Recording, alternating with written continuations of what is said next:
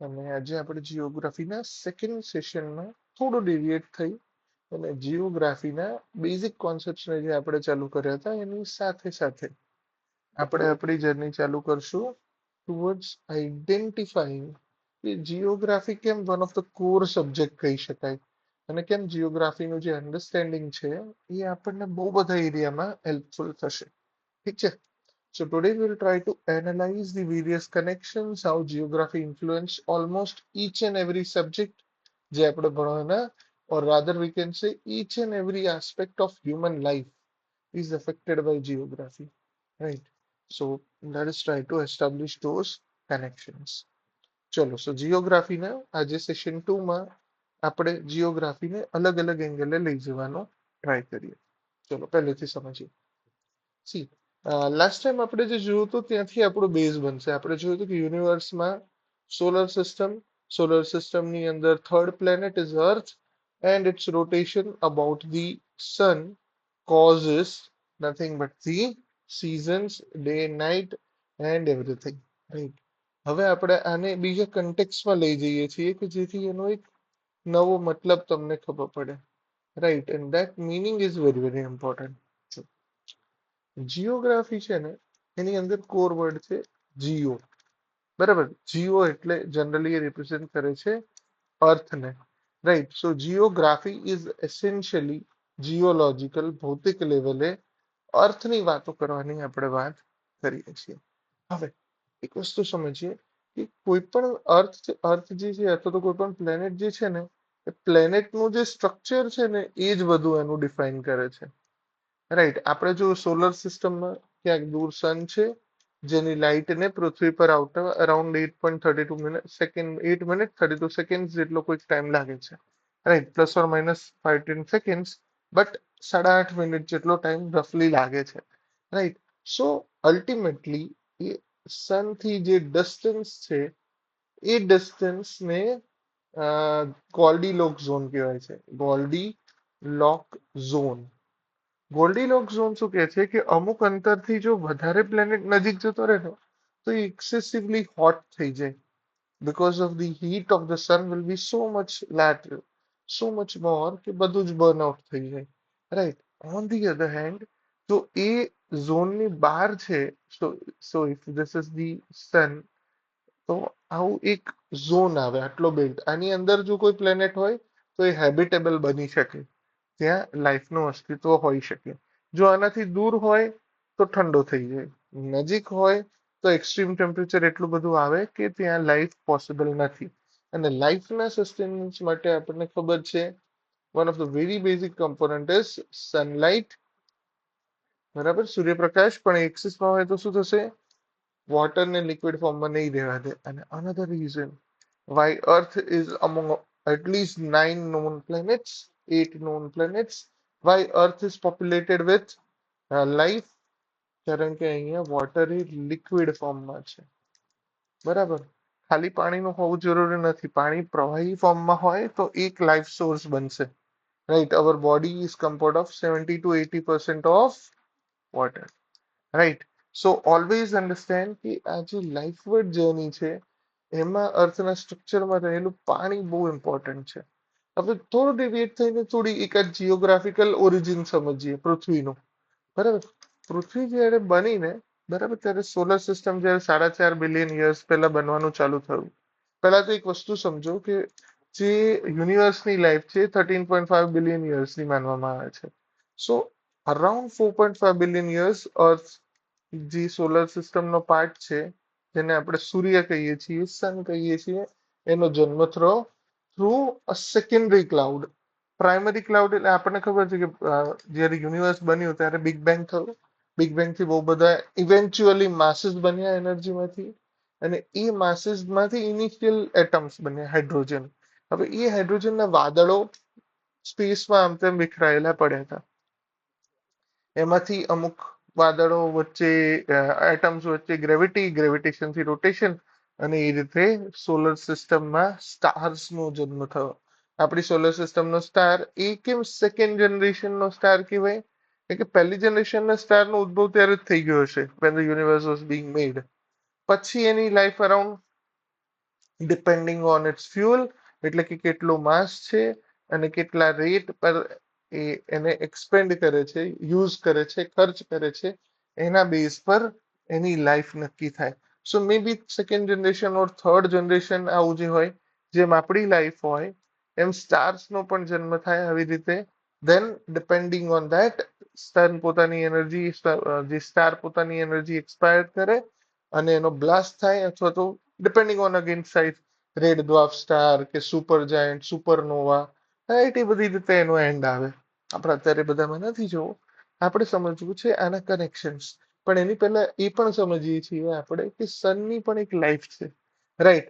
સો eventually શું થયું કે જે આ એક આગળની જનરેશનના જે સ્ટાર્સ હશે એ સ્ટાર્સ છેલ્લે બ્લાસ્ટ થઈ જાય, બરાબર. અને એને લીધે જે એની અંદરનો માસ છે ને, દળ છે જે, બરાબર, એ આજુબાજુ યુનિવર્સમાં સ્પ્રેડ થઈ જાય. અગેન વોટ હેપન્સ કે બીજા કોઈ સુપરનોવા બ્લાસ્ટને લીધે જે શોક વેવ આવે એને લીધે જે આપણી મિલ્કી વે, દૂધગંગા, આકાશગંગા, એની અંદર આ ક્લાઉડ પડ્યું હતું અને રોટેશનમાં આવ્યું. Effectively around 4.5 billion years ago આપણા સનનો જન્મ થયો. સન અત્યારે આપણો મિડ લાઈફ પર છે, એકદમ યંગ એજ પર છે. Around the same number of years is remaining. તો 5.5 બિલિયન યર્સ હજી સન તો સર્વાઈવ કરશે. હ્યુમન કાઇન્ડ નું ખબર નહીં, અર્થ નું પણ ખબર નહીં, right. But sun is bound to live at least around 4.5 billion years. ઠીક છે. સો આપણે આજે જે સમજ્યા એ હતી ઓરિજિન સ્ટોરી અથવા તો સેકન્ડ જનરેશન. કેમ સેકન્ડ જનરેશન? કારણ કે આપણે જે ગેસમાંથી બને ને એમાં ખાલી હાઇડ્રોજન નહોતું, એમાં હિલિયમ હતા, કાર્બન હતા, બધી વસ્તુઓ ઘણા અંશે એ ક્લાઉડમાં પ્રોડ્યુસ્ડ હતી. અને હંમેશા મેટરનું સંયોજન ક્યાં થાય? કોઈ પણ પ્રકારનું મેટર, બરાબર, હાઇડ્રોજન, હિલિયમ, ઓક્સિજન, બધું સનની અંદર બનેલું. એટલે આપણે એવું માનો કે તમે હું આપણે બધા છીએ, આપણે બધાનો જે મૂળભૂત તત્વો છે એ ખરેખર સનની અંદર ફોર્જ થયેલા હશે, અથવા તો આગળના કોઈ સ્ટારની અંદર ફોર્જ થયેલા હશે, બનેલા હશે. પાણી આજુબાજુનું તમને જે પણ વસ્તુ દેખાય છે, it is been nothing but made at the heart of the star, right. Imagine કરો. અને એવું કોઈ કહે કે તમે સૂર્યપુત્ર છો, તો literally this is not just a matter of saying, but it is reality. બરાબર, everything you see around the world is forged into the star, right. ચલો, તો આપણે એસ્ટ્રોનોમીના એંગલથી જે જીઓગ્રાફીને થોડું ઘણું ઇન્ટરેસ્ટિંગ બનાવવાનો ટ્રાય કર્યો, ત્યાંથી આપણે સિવિલ સર્વિસના એંગલ બાજુ છીએ, રાઈટ. સો આપણી અર્થ હાલમાં સનની આજુબાજુ સેફ ડિસ્ટન્સે રહીને, which we call it a Goldilocks zone, અને ટિલ્ટેડ એક્સિસ પર રહીને ગોળ ગોળ ફરે છે, રાઈટ. ટિલ્ટેડ એક્સિસ પર કેમ થઈ હશે? તો માનવામાં આવે છે કે કોઈ પણ પિંડ જનરલી તો આમ ફરતું હોય, રાઈટ, અને પછી કોઈ આવીને ટક દઈને ઠોકી જાય, રાઈટ, તો એની માસ અને એનર્જીથી એની એક્સેસ ટિલ્ટ થઈ જાય, રાઈટ. સો અર્થની સિસ્ટમ કંઈક આ રીતની છે, બરાબર. અને એને લીધે અર્થ પર અલગ અલગ ટાઈપની ક્લાઇમેટિક અને સિઝનલ ઇફેક્ટ જનરેટ થાય છે, ઠીક છે. હવે આ જે ક્લાઇમેટિક અને સિઝનલ ઇફેક્ટ જનરેટ થાય છે ને, એને લીધે અર્થની લાઈફ, ઇવેન્ચ્યુઅલી હ્યુમન લાઈફ, એ દરેક જગ્યાએ અલગ રીતે અસર પામે છે, right. So let's try to understand. આપણે નોર્ધન હેમિસ્ફિયરમાં અહીંયા કે આપણો મહાન દેશ Bharat, right, this is wear we are situated, ઠીક છે. સો નોર્ધન હેમિસ્ફિયરમાં આપણે આવી કોઈક જગ્યાએ છીએ. હવે આપણે સમજીએ કે કઈ રીતે જીઓગ્રાફી જે છે એ અલ્ટિમેટલી બધી જ વસ્તુઓને અસર કરશે, બરાબર, બધી જ વસ્તુ, including not the just geographical aspect. For example, the political aspect, for example, historical aspect, for example, cultural aspect, for example, economical aspect, for example, scientific aspect, for example, human aspect, for example, religion aspect, for example, lifestyle aspect, right. આ દરેક કમ્પોનન્ટને આજે આપણે સમજવાનો try કરીએ અને જીઓગ્રાફીની સુપ્રીમસી સમજીએ. Ultimately જે લોકો થોડું ઘણું મારા સેશન જોવે છે, હું 3 સબ્જેક્ટને કોર કહું છું. for civil service preparations. One is polity, another is economy, and the third one is geography. But ultimately, it is geography which again is a very prominent, very basic, very foundation among these three.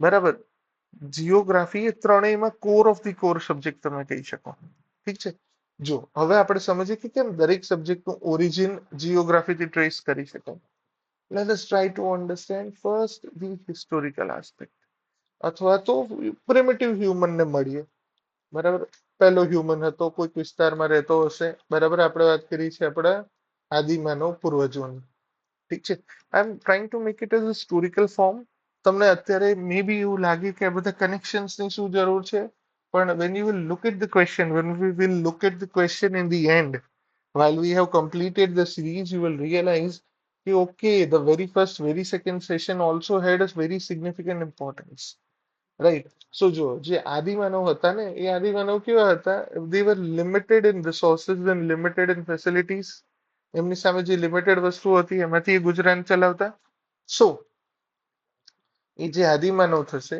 A vegetarian થશે કે non veg થશે બરાબર એનો આધાર એ વખતે તો ધર્મ origin society બધું હજી બનવાની શરૂઆત થઈ રહી હતી right nothing was in a concrete format so in that era particularly કોઈ કોન્સેપ્ટ નતા સો if if our any આપણે જે એન્સેસ્ટર્સ છે આપણા જે પૂર્વજો છે જો એ કોઈ ડેન્સ ફોરેસ્ટમાં રહેતા હોય જ્યાં વેજીટેશન સારું એવું છે જ્યાં ફ્રૂટ સારા એવા છે so they will find more of veg into their diet right but if they are deciding or if they are staying in the regions બરાબર કે જ્યાં ડેઝર્ટિક કન્ડિશન છે ડેઝર્ટ છે કશું નથી મળતું અથવા તો જ્યાં એક્સ્ટ્રીમ કોલ્ડ છે બરાબર ત્યાં વેજીટેશન પોસિબલ નથી so what will happen eventually they will have to eat and manage એટલે આપણે છે ને આપણે શાકાહારી કે માંસાહારી નથી આપણે ઓમનીવરસ છીએ બરાબર અને this is one of the biggest reason of our survival જે ખાલી શાકાહારી હોય ને એ બી પ્રોબ્લેમમાં આવી જાય ખાલી માંસાહારી હોય એ બી પ્રોબ્લેમમાં આવી જાય હ્યુમન હેઝ એડોપ્ટેડ જો મિલે ખાલું ઠીક છે so that is the reason why we have survived of course આપણું સર્વાઈવલ હજી અર્થની કન્ટેક્સમાં કશું ના કહેવાય મેરલી 10,000 યર્સની આપણી નોન હિસ્ટ્રી છે અને મે બી ઇવોલ્યુશનરી હિસ્ટ્રી 2 લાખ થી 10 લાખ વર્ષની માનવામાં આવે છે સો કોઈ પણ સ્પીસીસ જો અર્થના લાઈફ ટાઈમમાં ખાલી 2 લાખ વર્ષથી સર્વાઈવ કર્યું હોય તો એ તો માઇક્રો સેકન્ડ જેટલું કહેવાય રાઈટ તો એ રીતે સિગ્નિફિકન્ટ નથી but that describes our growth as a species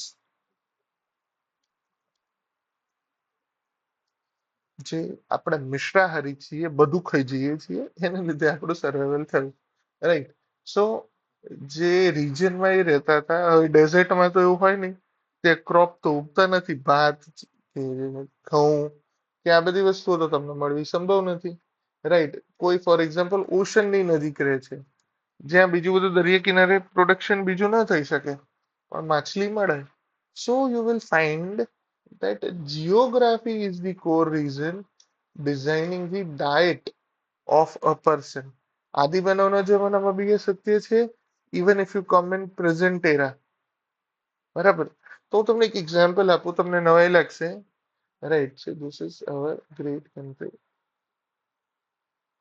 India બરાબર આપણે કોઈનું લઈ લઈએ તો ચાલે બરાબર બાકી નહીં રાખવાનું ચલો સો સિમ્પલી સેઇંગ જે આપણું મહાન દેશ છે બરાબર એ દેશમાં તમે જુઓ ને તો અલગ અલગ વિસ્તારમાં લોકોના કપડા બરાબર અને લોકોનો ખોરાક આ બધું જ છે ને જીઓગ્રાફીના આધારે છે અને when you apply it at the world scale also you will find this is true બરાબર આપણે જોઈએ ફોર એક્ઝામ્પલ ઇંગ્લેન્ડના લોકો છે એ જયારે ભારતમાં આવ્યા ત્યારે એ લોકો બ્લેઝર્સ ને એવું બધું લાયા ફોર્મલ્સ જેને કહીએ સૂટ બ્લેઝર્સ અને આ બધું કેમ કે એ લોકો જે એરિયામાં રહે છે ત્યાં કોલ્ડ વધારે છે ત્યાં વરસાદ પડે છે બરફ પડે છે આપણે અહીંયા બરફ પડે રેરલી પોસિબલ રાઈટ સો એક કોન્ટેક્સ તમે સમજો કે આપણા કપડા આપણો ખોરાક જીઓગ્રાફી નક્કી કરે છે नहीं के रिलीजियन के, नहीं के अदर सोशल कंस्ट्रेंट्स.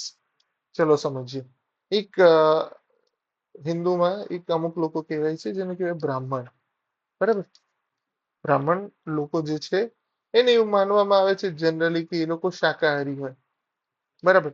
પણ ઇમેજિન કે એ બ્રાહ્મણ છે, એ જો ગુજરાત કે અહીંયાના રિજિયનમાં છે કે જ્યાં એગ્રીકલ્ચરલ ગંગા બ્રહ્મપુત્રના મેદાનો, જ્યાં એગ્રીકલ્ચરલ પ્રોડક્શન સારું એવું છે, તો યસ એ લોકો જોડે લક્ઝરી છે. બાય ધ વે શાકાહારી હોવું એ લક્ઝરી છે.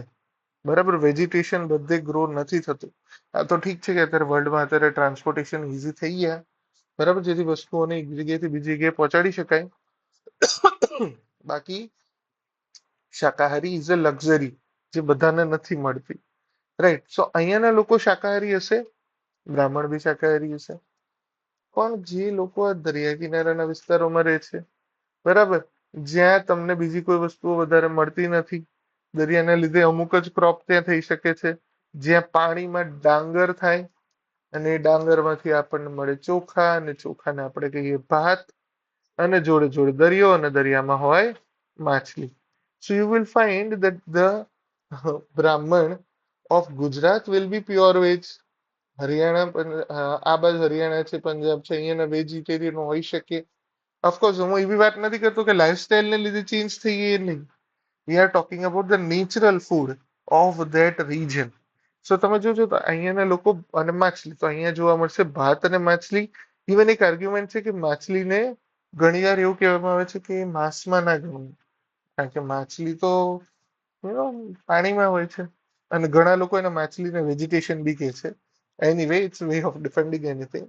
બટ મોરલેસ તમે સમજો તો અહીંયાનો બ્રાહ્મણ ભાત અને માછલી ખાશે, અહીંયાનો એટલે નોનવેજ થઈ જશે, અહીંયાનો આ થઈ જશે. ઇમેજિન નાવ કાશ્મીરના બ્રાહ્મણ છે, બરાબર. હવે ત્યાં એટલી વસ્તુ ઉપલબ્ધ નથી. Imagine the desert area. બરાબર. ત્યાં બધી વસ્તુઓ ખાવાની મળવી શક્ય નથી. સો ત્યાં જે મળશે, ઘેટા છે, યાક છે, બરાબર, મરઘી છે, એ બધી જ વસ્તુ તેનો બ્રાહ્મણ ખાશે. Right. So always understand religious has come much later. Actually initially geography has dominated. ઠીક છે. કપડાને વિચારો, પંજાબમાં આવી જાઓ. ચલો, Punjab northern region, agricultural area, બરાબર. પણ ઓવરઓલ પાણી બહુ નથી, નોર્મલ વરસાદ છે, એગ્રીકલ્ચરલ રિચનેસ છે, ફળદ્રુપ પ્રદેશો છે, અને ઠંડી થોડી ઘણી લાગે છે, માટે તમે એ લોકોના કપડા જુઓ, બરાબર, ફૂલ સ્લીવ ના કપડા અને એકદમ મસ્ત રંગબેરંગી આ રીતની વસ્તુઓ જોવા મળશે. ઓન ધી અધર એન્ડ સાઉથમાં એક્સ્ટ્રીમલી આવી જાઓ, ફેમસ રજનીકાંત અને રજનીકાંત સાહેબની lungi style. Right. So essentially લુંગીનો કોન્સેપ્ટ શું છે કે ફોર એક્ઝામ્પલ ત્યાં શેની ખેતી થાય? ડાંગરની. ત્યાં તમારો મેજર ઓક્યુપેશન શું હોય initially? From the very ancient era it is માછલી પકડવાનો. So fishing and agricultural with water is their lifestyle. Right. સમજાય છે તમને? So in these circumstances what happens કે ત્યાં લોકોને ફ્રીક્વન્ટલી પાણીમાં જવું પડે. હવે એ ટાઈમે જો પેન્ટ ને એવું બધું પહેરે તો વારે ઘડીએ ઊંચું ચડાવો, નીચે ઉતારો, ઊંચું ચડાવો, નીચે જજો. So they have devised a wonderful concept which is called lungi. Right. તમે બહાર છો, લુંગીને અનફોલ્ડ કરો, લાંબુ એકદમ ટ્રાઉઝર જેવું, સાડીનું નીચે ચણિયા જેવું થઈ ગયું. એટલે નો ડિસરિસ્પેક્ટ, જસ્ટ હું ડિસ્ક્રાઇબ કરું છું. રાઈટ. અને જેવું તમારે ફાઇટ કરવી છે, ઓફકોર્સ હાલના જમાનામાં, બટ અર્લિયર તમારે જો એને કંઈ પણ વર્કમાં જવું છે, પાણીમાં જવું છે, માછલી પકડવા જવું છે, કેમ કે એ લોકો રોજ પોતાના વાડામાં માછલી બનાવે. સો કેટલી વાર કપડા બદલવા, ચેન્જ કરવા? So that's why lungi prevails. Right. Similar વસ્તુ તમે રણમાં આવો, કચ્છમાં આવો.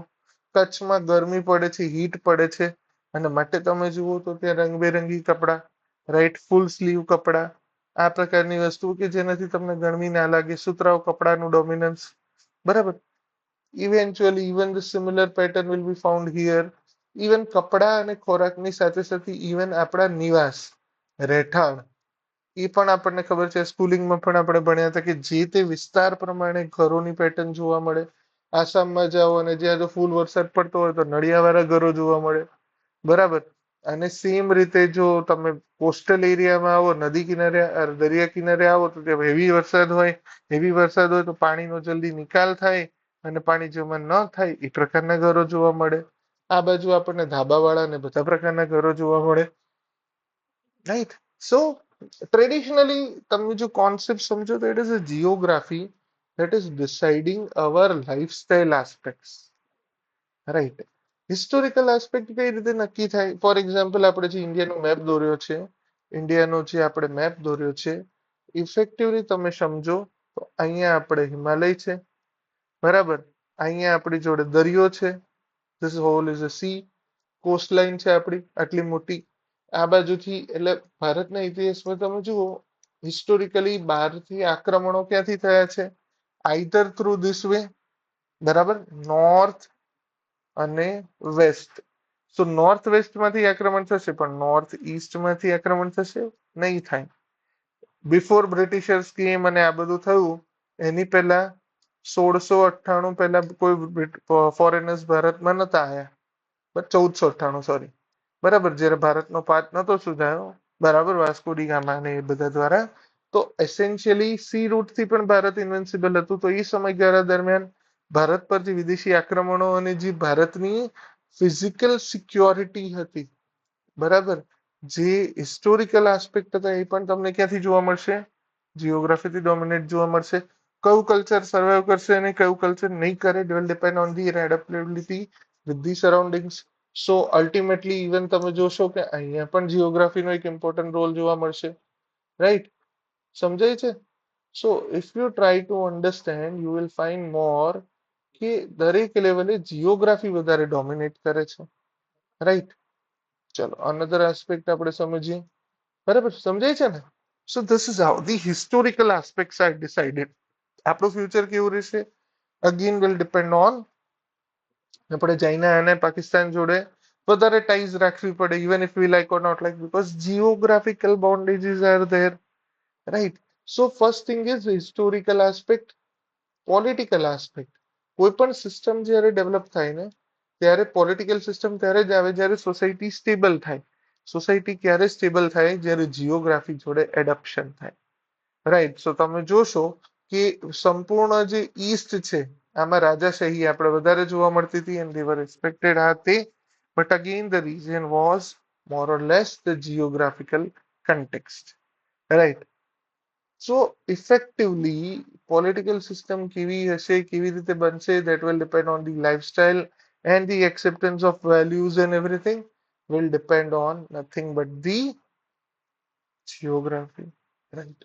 Then cultural aspect. કલ્ચર હંમેશા કેવી રીતે ડેવલપ થાય? કલ્ચર એ શું છે? Expression of people.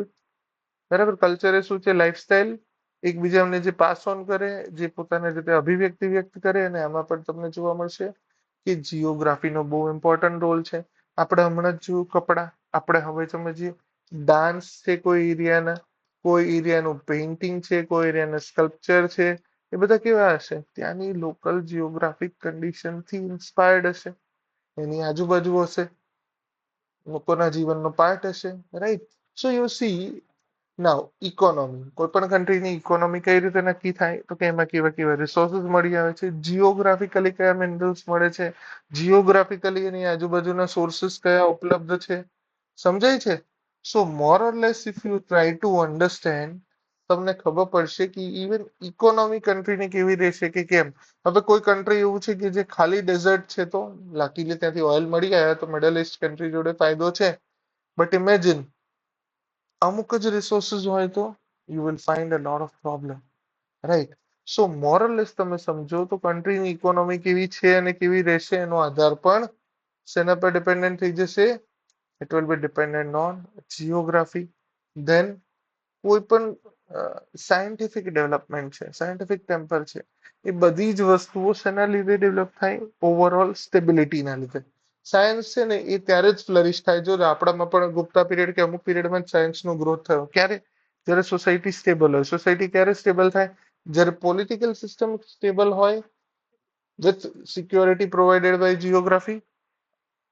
Cultures actual acceptance of geography. Culture જે જીઓગ્રાફીને એક્સેપ્ટ કરશે એટલી હદે એમનું સર્વાઈવલ થશે કાં તો નહીં થાય. સમજાય છે? So that is also one part. અને એને લીધે ઇકોનોમી ફ્લરિશ થશે ને ઇવેન્ચ્યુઅલી જ્યારે ઇકોનોમી ફ્લરિશ થાય, પૈસા આવે તો સાયન્સમાં રિસર્ચમાં નાખી શકાય. બરાબર. તમે જુઓ યુરોપમાં ઔદ્યોગિક ક્રાંતિ પણ ક્યારે આવી? જ્યારે એમણે આખી દુનિયામાં કોલોનીઝ બનાવીને વેલ્થ જનરેશન કરીને બધી પોતાને તે લઈ ગયા. Now they have resources of the world and that's why they had innovation. Right. So more or less scientific development also depends on the geography. એ લોકો ડોમિનેટ કેમ કરી શકે? કારણ કે એ લોકો જોડે જીઓગ્રાફીનું નોલેજ હતું. એ લોકોએ શિપ્સ બનાવ્યા, નેવિગેટ કર્યા, સી રૂટ શોધ્યા અને અર્થમાં અલગ અલગ ખૂણે પહોંચીને બધાનું એક્સપ્લોટેશન કર્યું યુરોપિયન્સ દ્વારા. So eventually their economic prosperity, their scientific growth is also and can be accumulated to geography. બરાબર. Then we are coming to a religion. Now religion is also a byproduct. કયા રિલિજનમાં શું રહેશે અને કઈ વસ્તુ acceptable છે અને નથી એનો આધાર પણ જીઓગ્રાફી નક્કી કરશે.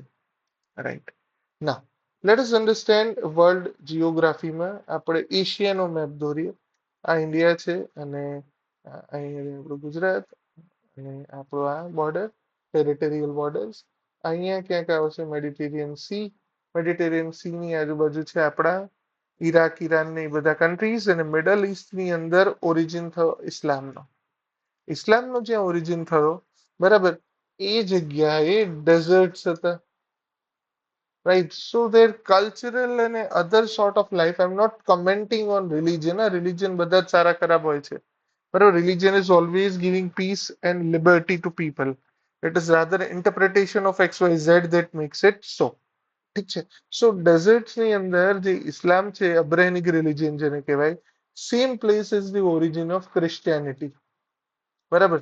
તો એ જગ્યાએથી એનો જે જન્મ થયો, ત્યાં જે કન્ડિશન્સ હતી એને લીધે ત્યાંની જે વેલ્યુ સિસ્ટમ જે જોવા મળશે તમને, બરાબર, સેક્રિફાઈસ નો પ્રિન્સિપલ છે કે એ લોકો જે મલ્ટિપલ મેરેજીસ કરે છે કારણ કે ડેઝર્ટ અને એક્સ્ટ્રીમ લાઈફ કન્ડિશન હોય, રાઈટ, તો એ પ્રમાણે એની ઓરિજિન પ્રમાણે વોર્સને લીધે જ્યારે ડેથ થઈ જાય તો મેન તો યુદ્ધમાં લડવા ગયા હોય પણ eventually then for the survival of others the overall system develops, right. સો તમે જુઓ જે કલ્ચર છે ને, જે રિલિજનની અંદર જે એક્સેપ્ટેબલ વેલ્યુઝ છે ને, એ બધી પણ શેનાથી ડિફાઇન થશે? It will also B dependent on geography. Even Hinduism જે છે, હિન્દુઇઝમના પ્રિન્સિપલ્સ તમે જોશો તો એ પણ એના જીઓગ્રાફિકલ કન્ટેક્સમાં તમને જોવા મળશે. બરાબર. આપણે જે પણ વેલ્યુઝને એક્સેપ્ટેબલ અને નોન એક્સેપ્ટેબલ ગણીએ છીએ એ બધું જ આધાર છે જીઓગ્રાફીના આધારે. આયુર્વેદ જે આખું છે એ શેના પર આધારિત છે?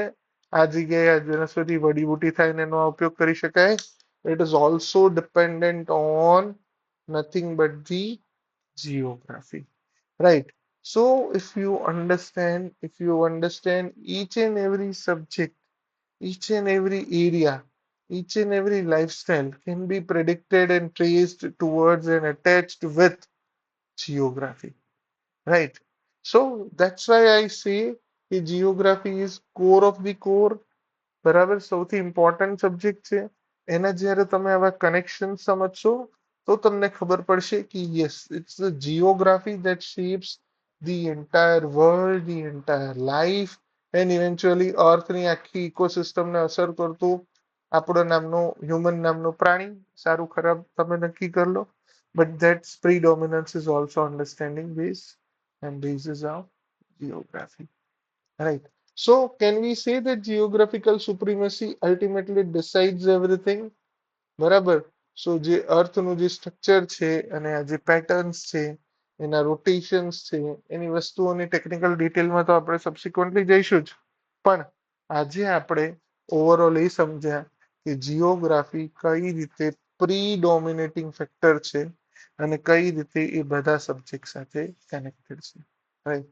So this very broad, very basic understanding સાથે આપણે આજનું સેશન કન્ક્લુડ કરીએ. બરાબર. આજના એક્ઝામ્પલ્સ જે પણ છે એ ખાલી ઇન્ડિકેટિવ છે, તમને આઈડિયા આપવા માટે. મે બી થોડું પ્લસ ઓર માઇનસ કરેક્શન્સ હોઈ શકે પણ તમે કોન્સેપ્ટને સમજજો. You will understand the things very well. So hopefully you have લાઇક્ડ and enjoyed the session. બરાબર. મજા આવી હશે. આ જ રીતે આપણે જીઓગ્રાફીને ધીમે ધીમે જોતા જઈશું. Keep learning, keep enjoying. Bye bye. Take care.